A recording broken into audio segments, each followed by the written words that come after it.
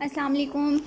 हमारा आज का टॉपिक है क्लास बाइवॉल्विया, जो कि क्लास है फाइलम मोलस्का की। सबसे पहले हम इंट्रोडक्शन देख लेते हैं। 30,000 स्पीशीज़ होती हैं इनकी, और ये सेकंड लार्जेस्ट क्लास है फाइलम मोलस्का की। फर्स्ट वन कौन सी थी? Class Gastropoda. इसके जो मेंबर्स हैं ऑस्टर्स हैं, काम्स हैं और मसल्स आते हैं इसमें, ठीक है। अब ये क्या होते हैं, कैसे होते हैं? इनमें क्या होता है, शीट लाइक मेंटल होती है, ठीक है। ये आप शीट लाइक मेंटल देख लें। 2 हाफ्स हैं शेल के होते हैं 2 हाफ्स। और ये देखें लेटरली कंप्रेस्ड एनिमल्स हैं, ये लेटरल साइड से कंप्रेस होते हैं, ठीक है, और डॉर्सल साइड से ऐसे डोम लाइक होते हैं। अच्छा, इसमें कुछ होते हैं एडिबल बाइवॉल्व्स। सबसे ज़्यादा जो खाने में पसंद किए जाते हैं वो मसल्स हैं। अच्छा, अब ये जो बाइवॉल्व्स होते हैं ना, इनको हम पोल्यूशन को कंट्रोल करने के लिए यूज़ करते हैं। क्यों यूज़ करते हैं पोल्यूशन को कंट्रोल करने के लिए? क्योंकि ये होते हैं जी फिल्टर फीडर्स, और ये वाटर में से बैक्टीरिया जो हैं उनको रिमूव कर देते हैं और वाटर को क्लीन कर देते हैं। अच्छा, अब जो 2 हाफ होते हैं ना शेल के, उनको कहते हैं वॉल्व्स, और इसी से इनका नाम भी जो है उसको क्लास बाइवॉल्विया कहा जाता है। बाई का मतलब 2, यानी कि इनके 2 हाफ्स होते हैं या फिर 2 वॉल्व होते हैं शेल के। अब जो डॉर्सल मार्जिन होता है ना, उसमें क्या होता है, प्रोटीन का बना हुआ हिंज होता है। हिंज बेसिकली कह लें जिस पे कोई चीज़ मूव कर सकती है, तो इसमें कह लें कि इसमें क्या होता है, टंग एंड ग्रूव मॉडिफिकेशंस होती हैं, जिनको क्या कहते हैं, टीथ। ये आप टीथ का स्ट्रक्चर देख लें यहाँ पे। ये प्रिवेंट करता है वॉल्व्स को ट्विस्ट होने से, यानी कि ये ट्विस्टिंग से बचाता है। जो ओल्डेस्ट पार्ट होता है शेल का, उसको कहते हैं अम्बो। ये स्वेलन एरिया होता है शेल्स इंटीरियर मार्जिन के पास। ये देखें, ये है अम्बो का पोर्शन, और ये स्वेलन है और इंटीरियर मार्जिन के पास है। शेल कंटिन्यूस होता है डॉर्सल मार्जिन के साथ, लेकिन मेंटल जो है ना, वो हिंज रीजन में क्या करती है कि प्रोटीन ज़्यादा सिक्रीट करती है और कैल्शियम कार्बोनेट कम, ताकि क्या हो, जो हिंज जॉइंट है ना, वो लिगामेंट है, वो इलास्टिक हो जाए। और इलास्टिसिटी का क्या फ़ायदा होगा कि जब मतलब ओपन होना होगा ना वॉल्स ने, ठीक है, तो वो इजीली ओपन हो जाएंगे। मसल्स रिलैक्स करते हैं तो वॉल्स जो हैं वो इजीली ओपन हो जाएंगे। ये इलास्टिसिटी जो है ना हिंज जॉइंट की, वो इसमें हेल्प आउट करेगी। अब एवोल्यूशनरी पॉइंट ऑफ व्यू से थोड़ा सा देख लेते हैं कि पहले जो शेल था ना, मतलब कह लें कि जो एम्ब्रियो होता है ना इनमें, उसमें शेल जो है एक सिंगल स्ट्रक्चर से बनता है। लेकिन फर्दर मॉडिफिकेशन हुई तो इनमें क्या हुआ कि ये अपेयर हुआ 2 शेल्स, मतलब जिस तरह ये 2 पार्ट्स हैं ना, इस तरह अपेयर हुआ। अडक्टर मसल्स होते हैं इनमें, डार्सल हाफ पे होते हैं, वो शेल क्लोज करने में हेल्प करते हैं। और समटाइम ये इतना स्ट्रॉन्गली शेल को क्लोज कर देते हैं ना कि जो सी स्टार होता है इसका प्रेडेटर, वो भी ओपन नहीं कर सकता, ठीक है। अब बाइवॉल्व की जो मेंटल होती है वो अटैच होती है शेल के साथ अराउंड द अडक्टर मसल। ये देखें, अडक्टर मसल स्कार्स हैं और यहाँ पे मेंटल जो है ये अटैच है, और शेल मार्जिन के नज़दीक, ये मार्जिन के बिल्कुल नज़दीक अटैच है। अच्छा, अब क्या हो कि अगर शेल और मेंटल के दरमियान ना कोई पैरासाइट आके फंस जाता है, तो मेंटल क्या करती है कि वो एक मटीरियल सेक्रेट करती है उस पैरासाइट के गिर्द, और उसको कन्वर्ट कर देती है पर्ल में। पैसिफिक ओस्टर्स जो है ना, वो हाईएस्ट क्वालिटी पर्ल्स बनाते हैं। अब गैस एक्सचेंज कैसे होता है, पहले तो देख लें कि इनका जो लाइफस्टाइल होता है ना, ये बहुत स्लो मूविंग होते हैं, ठीक है, और फिल्टर फीडिंग लाइफस्टाइल होता है। मतलब एक जगह बैठे रहते हैं, जो पानी गुजरता है ना उसमें से अपनी फूड ले लेते हैं। तो उसके लिए इनमें कुछ अडॉप्टेशंस हैं। एक तो इनमें हेड और रेडोला नहीं होते, और loss of expansion of सीलिया covered gills, मतलब गिल्स की जो एक्सपेंशन है वो भी इनमें नहीं होती। अब गैस एक्सचेंज होता कैसे है कि गिल्स जो हैं वो फोल्डेड शीट्स बना देते हैं। उन शीट्स को कहा जाता है लैमेला। उनका एक एंड अटैच होता है फुट के साथ और दूसरा एंड अटैच होता है मेंटल के साथ। मेंटल कैविटी जो है वो वेंट्रल साइड पे है गिल्स के, तो वो एक्ट करेगी इनहेलेंट रीजन के तौर पे, और जो डार्सल साइड वाली है वो एक्सेलेंट रीजन के तौर पे एक्ट करेगी। यहाँ पे ये पिक्चर में देखें, डार्सल साइड पे एक्सकरेंट ओपनिंग है और वेंट्रल साइड पे इनकरेंट ओपनिंग है। अब नेक्स्ट क्या होता है कि सीलिया जो है वो वाटर को मूव करते हैं मेंटल कैविटी में, किसके थ्रू, इनकरेंट ओपनिंग के थ्रू जो वाटर एंटर होता है ना उसको वो मूव कर देते हैं मेंटल कैविटी में।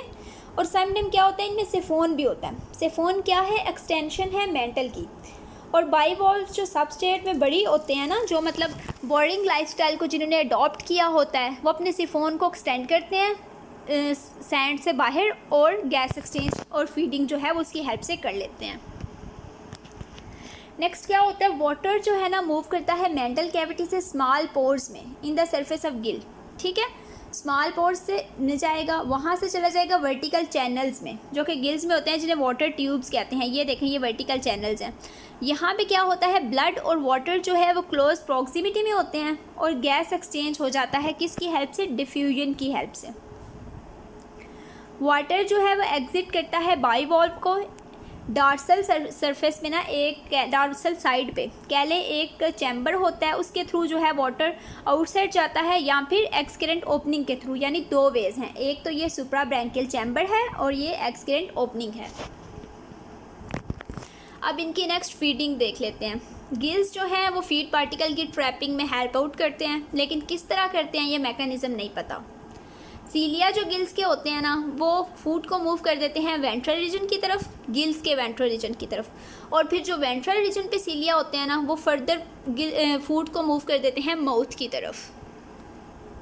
इनमें लेबियल पार्प्स होते हैं।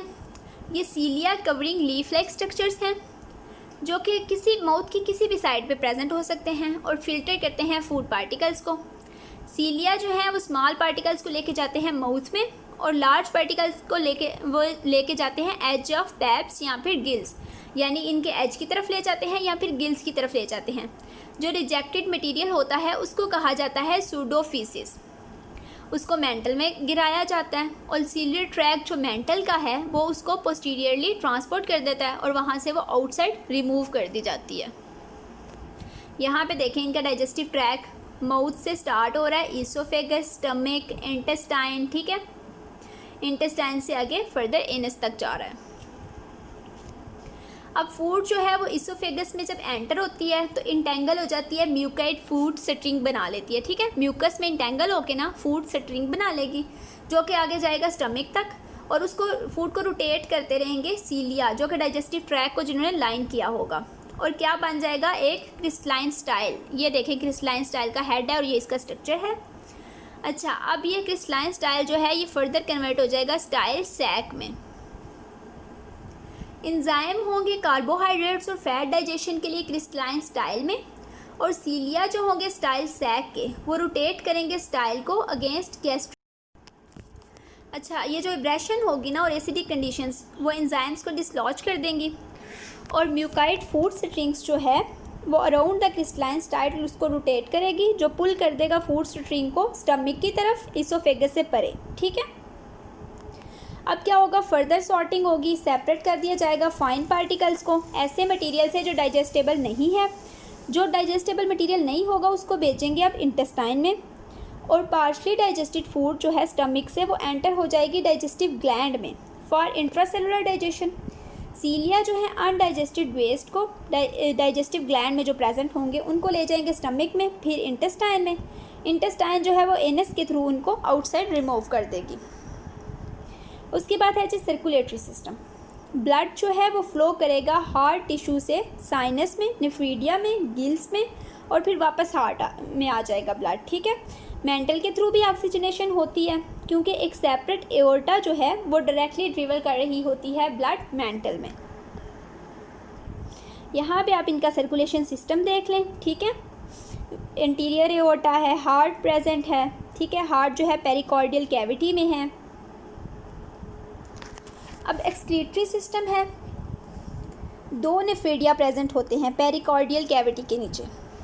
ठीक है, और इनका डक्ट सिस्टम जो होता है वो कनेक्ट होता है सिलोम के साथ एक एंड पे, और दूसरी साइड से नेफ्रीडियो पोर के थ्रू ओपन हो रहा होता है interior chamber of interior region जो होता है सुप्रा ब्रैंकियल चैम्बर का, वहाँ पे। नर्वस सिस्टम में क्या होता है कि 3 पेयर्स होते हैं गेंगलिया के, जो कि एसोसिएट होते हैं, एक पेयर इसोफेगस के साथ, दूसरा फुट के साथ और तीसरा पोस्टीरियर एडक्टर मसल्स के साथ। सेंसरी ऑर्गन्स कहाँ पे बेसिकली होते हैं? मेंटल में, और मेंटल में सेंसरी सेल्स हो सकते हैं, टेंटिकल्स हो सकते हैं और फोटो रिसेप्टर्स हो सकते हैं। कुछ स्पीशीज़ में क्या होता है कि जो फोटो रिसेप्टर्स होते हैं ना, वो कम्प्लेक्स आई की फॉर्म में होते हैं, उनके साथ लेंस भी होता है और कॉर्निया भी होता है। कुछ में क्या होता है, स्टेटोसिस्ट होते हैं, पेडल गेंग्लियन जो कि फुट गेंग्लियन होता है ना उसके पास, ठीक है। और इसमें क्या होता है कि ओस्फेरेडियम होता है मेंटल में, जो कि पोस्टीरियर एडक्टर मसल्स के साइड पे होता है। रिप्रोडक्शन देख लेते हैं। ये डायोशियस होते हैं, कुछ जो हैं वो मोनोशियस हैं, ठीक है। और कुछ स्पीशीज़ प्रोटोएंट्रिक हैं। प्रोटोएंट्रिक क्या होता है कि मेल जो हैं वो पहले मैच्योर होते हैं, देन फीमेल। गुनेड्स जो हैं वो विज़रल मैस में हैं, वहाँ पे वो सराउंड करे हैं लूप्ड इंटेस्टाइन को। और डक्ट्स जो है ना इन गुनेड्स की, वो ओपन होती हैं मेंटल कैविटी में या फिर नेफ्रीडियोपोर के थ्रू मेंटल कैविटी में। अच्छा, अब फर्टिलाइजेशन मोस्टली एक्सटर्नल होती है। गैमीट्स जो हैं वो कहाँ से रिलीज़ होते हैं? सुप्राब्रैंकियल चैम्बर ऑफ मेंटल कैविटी या फिर एक्सेलेंट ओपनिंग के थ्रू। डेवलपमेंट में दो तरह के लार्वा हैं, ट्रोकोफोर और विलीगर। और विलीगर लार्वा जो है ये जब सबस्ट्रेट के साथ अटैच हो जाएगा तो हम कहेंगे ये अडल्ट हैं। मोस्ट फ्रेश वाटर बाइवॉल्व्स क्या करते हैं? ब्रूडिंग करते हैं, यानी कि वो पेरेंटल केयर प्रोवाइड कर रहे होते हैं। कुछ जो है गिल्स में उनको ब्रूडिंग करते हैं, अपने कह लें यंग वंस को, ठीक है। और यंग काम्स में क्या होता है, उनको गिल्स के थ्रू आउटसाइड रिलीज़ कर दिया जाता है। कुछ जो हैं वो मॉडिफाइड विलीगर स्टेज में ना ब्रूडिंग करते हैं, उसका नाम है गोलोचीडियम, यानी कि उस मॉडिफाइड विलीगर स्टेज का, जो कि पैरासाइट है फिश पे। अब क्या होता है, ये जो गोलोचीडियम लार्वा है ना, इसमें दो हॉल्व्स होते हैं, वॉल्व्स हैं। और सम स्पीशीज़ में क्या होता है, टूथ लाइक हुक्स होते हैं। लार्वा जो है एग्जिट करता है एक्सीलेंट अपर्चर के थ्रू और सिंक हो जाता है सबस्ट्रेट में, ज़्यादातर इसमें मार जाते हैं, ठीक है। अगर किसी फ़िश का कांटेक्ट हो जाए ग्लोचीडियम के साथ तो लार्वा अटैच हो जाएगा इसके गिल्स के साथ, फिन्स के साथ या फिर किसी और बॉडी पार्ट के साथ और फीडिंग स्टार्ट कर देगा। फ़िश जो है वो एक सिस्ट बना लेती है लार्वा के गिर्द। और मेंटल जो होता है ना कुछ फ्रेश वाटर बाइवॉल्व्स का, उसमें मॉडिफिकेशंस होती हैं जो कि एक फ़िश लाइक ल्यूर की तरह की नज़र आती हैं। फ़िश जो है वो उस ल्यूर पे फीड करने लगती है, तो बाइवॉल्व क्या करते हैं कि ग्लोचीडिया को फ़िश के अंदर गिरा देते हैं। सेवरल वीक्स ऑफ डेवलपमेंट के बाद क्या होता है कि ग्लोचीडियम जो है वो अडल्ट स्ट्रक्चर अचीव कर लेता है और होस्ट से सेपरेट हो जाता है, फिल्टर फीडिंग लाइफस्टाइल जो है अडॉप्ट कर लेता है। और ग्लोचीडियम जो है ना ये डिस्पर्सल स्टेज है और इसमें क्या होता है, यूजुअली ये हार्मलेस होती है फ़िश के लिए, इतना ज़्यादा इसका इफ़ेक्ट नहीं होता।